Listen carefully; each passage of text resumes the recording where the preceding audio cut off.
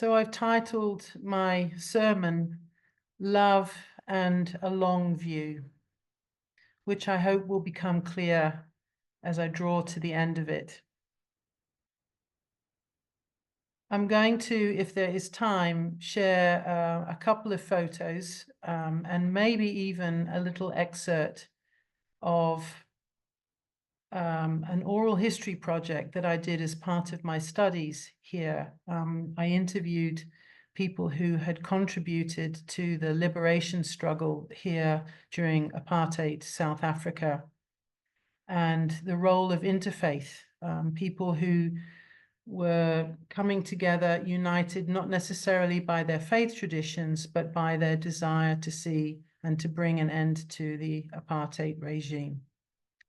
It was a life-changing experience, and I'm hoping by the end of the year that we can make it public so that people like you, if you're interested, can watch it and hear firsthand what it was like for these remarkable men and women whose lives I aspire to greatly. But I'm going to bring you three voices today, which, as I said, are not mine, but I feel we can lean into their wisdom. And I welcome your comments and your thoughts at the end of it. So allow me to start with the first one. I'm going to mention a name. He's an American prolific writer, actually, and a teacher. He would consider himself post-Christian, which I would always love to know what that means in its entirety. But yeah, he considers himself a post-Christian pastor. His name is Brian McLaren. He writes prolifically, as I said, on spiritual life and contemporary, what he calls contemporary crises. And this is what he said recently, and I wanted to share it with you. And it's not completely verbatim, but I've tried to capture the essence of what he spoke about. He said this: something is dying, and something is trying to be born. And here's what he says he thinks is dying, and I think we probably, in many regards, would agree. White supremacy, colonialism, patriarchy, greed, power that is not driven by empathy or care of the other.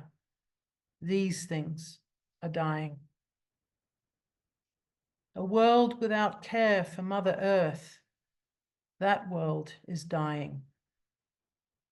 A world of violence, a world of religious battle and supremacy, a world that measures value by wealth, not health. A world that works by force, domination, and exclusion, and not by collaboration or connection. That world is dying. A world of me first, and not we first. That kind of world, he says, is dying. And like a dying, cornered animal, that world is baring its teeth and its claws and will destroy as much as it can before it is done. But McLaren urges us that if we only look at that at which is dying, we're likely to feel despair. But to remember that the flip side is also true, that something else is trying to be born.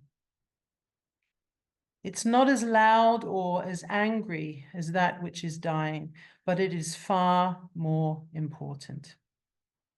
And you know it's real because it's being born in you. And these might feel like death pains, but in fact, they are also labor pains. It is, and he was quoting a beautiful writer who said that There is the darkness of the tomb of that which is dying. And there is also the darkness of the womb of that which is trying to be born. As I read what he said, I was reminded immediately, and I think for many of you, you'll remember this, whether you come from a Christian background or a Jewish, from the reading the Torah or the Old Testament. And Deuteronomy chapter 30, see, I set before you life and death, and choose life. It is, I believe, a constant, purposeful, and mindful choice to wake up and choose life. We are at this moment in the time of history, we find ourselves serving in two capacities. I would like to reinterpret his words a little. We're like death doulas, watching what is dying, and can, if we choose, also be midwives to that which is begging to be born. And as we know, now I'm not a mother, but I have witnessed births, and I know enough mothers to know that this is true, that the birthing process is messy and painful. But as Pastor McLaren says, we are to have courage. And faith, as we know, is a conviction of that which we cannot yet see. And therefore, it behooves us to actively and purposefully choose and see and wait for the life that is to come.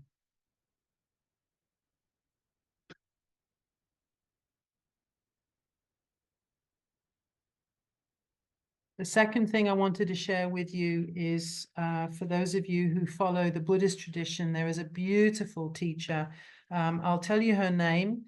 I would definitely recommend you read up on her and some of her amazing publications and writings and thoughts. Her name is Roshi Joan Halifax. And she spoke recently on this idea of wise hope, wise hope. She said that a good part of her life was spent relating to things that were often deemed hopeless. She was an anti-war activist in her days. She was a civil rights worker. She worked with death row inmates and refugees who had no status, no rights, no home. And very often she was asked, she even asked herself sometimes, why bother? And what is hope exactly? In her writings that I read recently, she drew my attention to a book called, and I'm going to read it in case you're interested, Hope in the Dark. Hope in the Dark, by someone by the name of Rebecca Solnit, S-O-L-N-I-T.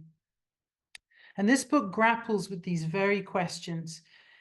I intend to read it, but I haven't had time between finding out about her and today's service. Maybe we can explore it together some other time. But Roshi Joan points out that ordinary hope is based in desire, wanting an outcome that could well be different to what actually happens. Not getting what we hope for could be considered misfortune. And there's that sense of the shadow of the fear of unfulfillment of that which we hope for. Wise hope, says Roshi Joan, is not seeing things unrealistically, but seeing things as they are. The truth of suffering as it is, and our capacity to transform it. It becomes easy, she says, to become paralyzed or despondent, and that nothing makes sense at all. At the moment, as we live and breathe here in November 2024, there are, for example, 65.3 million refugees in our world. There are currently, and I was staggered to find this out, only 11 countries that are free from conflict. there's climate change, there's inequality of every kind, unimaginable poverty, and of course, the isms that plague us all the time, and the phobias. She challenges, see it, not flee it. And someone whom I've followed very closely in my years because I lived and worked for 2 years in the Czech Republic. And he was an activist during the dark, dark, dark days of communist control of his country, which was then known as Czechoslovakia. After the Velvet Revolution, it became the Czech Republic. And his name, of course, Václav Havel, sorry. And of course, he, like Mandela, became president of the new republic. And he said this: hope is definitely not the same thing as optimism. It is not the conviction that something will turn out well, but the certainty that something makes sense, regardless of how it turns out. Wow. We can't know, but we can trust that there will be movement and there will be change, and that we will be part of it. In Buddhism, the Bodhisattva vows are that you must commit to a radical and wise hope, an unconditional hope that is free of desire. And Roshi Joan sometimes says she wishes she has over her temple, she's in Santa Fe, and she wishes she had written over the top of the temple entrance, show up, which I thought was an interesting thing to say, show up. But this will make sense in a moment. Dostoevsky said, to live without hope is to cease to live. And we're called to live with possibility and to always remember that impermanence prevails. All we must do is show up. And right now, I, along with Roshi Joan, and I'm sure thousands, if not millions as well, are thinking about goodness, about all the good people and the good values and the good things that we can do together. People like you and me and tens of millions of others around the world. And starting now, we can come together to offer America and our world a different and powerfully positive alternative.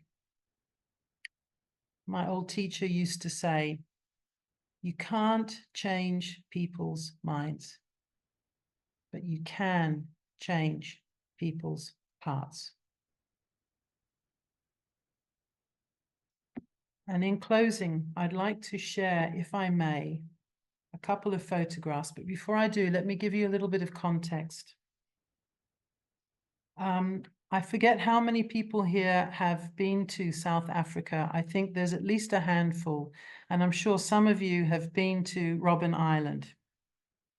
And of course, Robben Island is synonymous with mostly Nelson Mandela, or Madiba, as he's known here affectionately, the father of the nation. He spent, as we know, in his life, a total of 27 years in captivity, and most of them on Robben Island. He had no contact with the outside world, and the world was not allowed to see him. I don't know if you remember this. But activists, I include myself because at that time I was a student, and we only had images of what he looked like in 1964. We weren't allowed to see what he looked like after that, after he was put in prison. The regime's idea was that somehow he would sort of disappear from everyone's psyches, but that's not, of course, what happened. But his was, in 1964, a life sentence.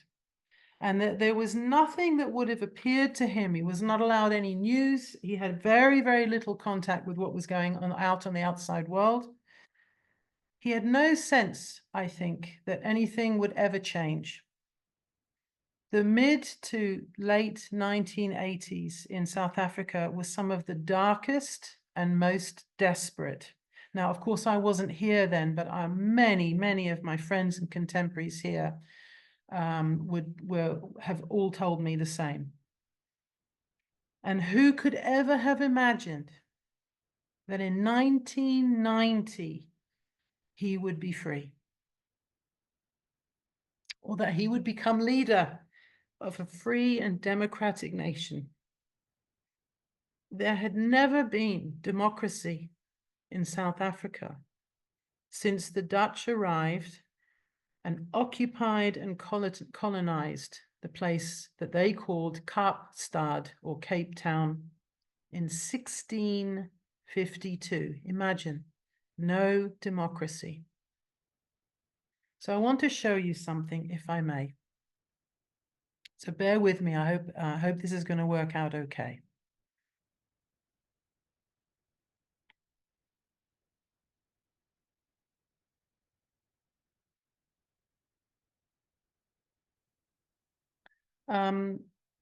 This is the area where Mandela and the other solitary prisoners were allowed to exercise.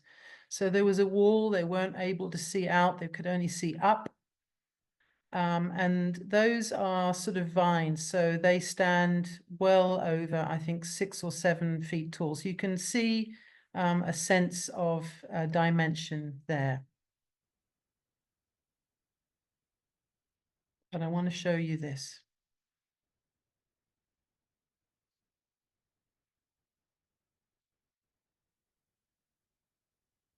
I hope you can see it, everybody.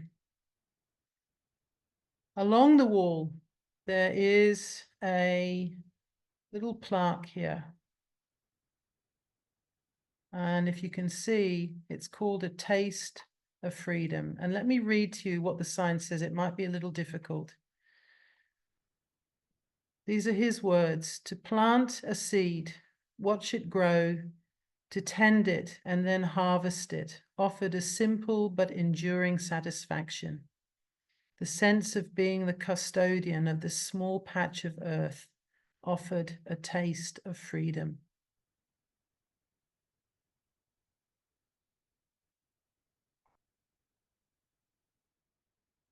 I was very blown away by that. I think of the whole tour, that one little sign blew me away, because I thought to myself, what kind of vision, what kind of wise and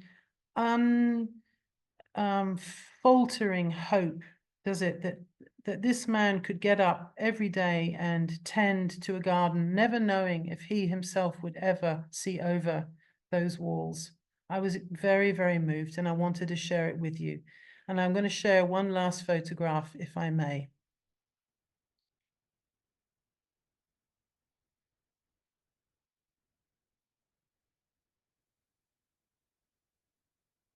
There was another little patch of garden, and this was his deep activism, which I loved, which he called the subversive garden. It's here that he buried the manuscript of what would become his book, The Long Walk to Freedom.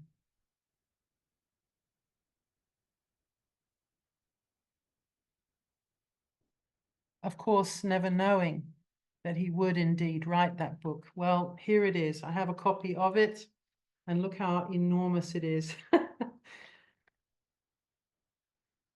That was buried under the ground beneath the walls, and he was able to write it and finish it and publish it in freedom as the leader of a democratic nation.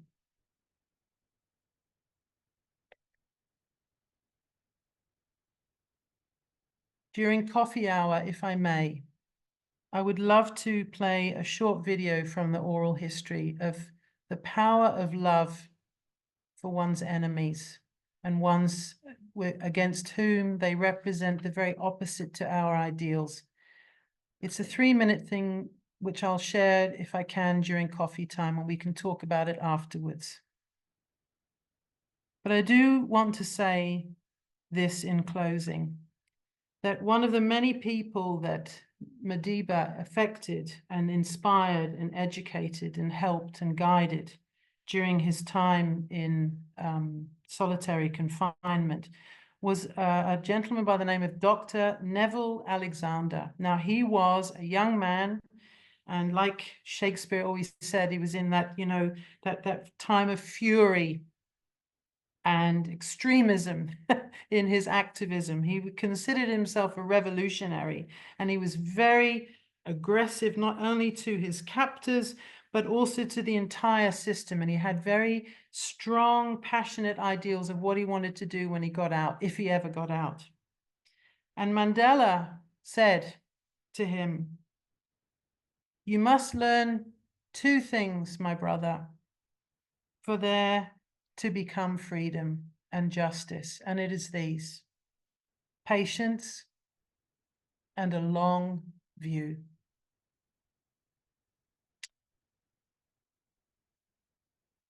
I share these three people with you because I feel that they have become great teachers to me in a time when I need to see and understand how people have grappled with these things in the past. And I hope that in some way they bring a measure of hope and inspiration to you for love and the long view. Thank you very much. If you like this video, please like us on YouTube, subscribe to our YouTube channel, and click on the bell to be notified whenever we post a new video. Thank you.